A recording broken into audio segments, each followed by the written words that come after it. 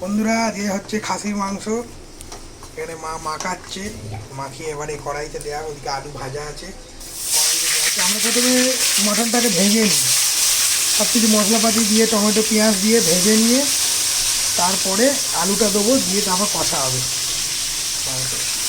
তো এইভাবে আমরা করি। ভালো লাগলে প্লিজ সাবস্ক্রাইব করবেন।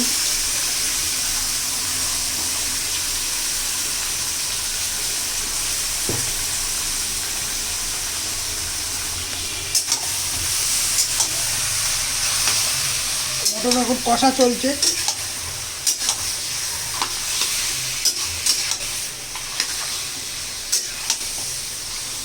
আলুগুলো দিয়ে দেবে নাকি এখন?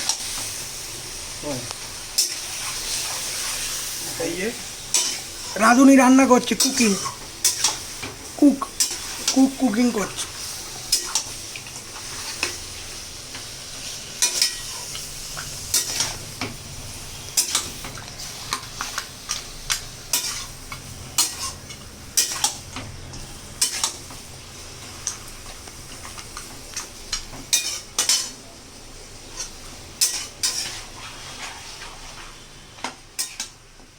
গরম গরম মাংস আমাদের রেডি।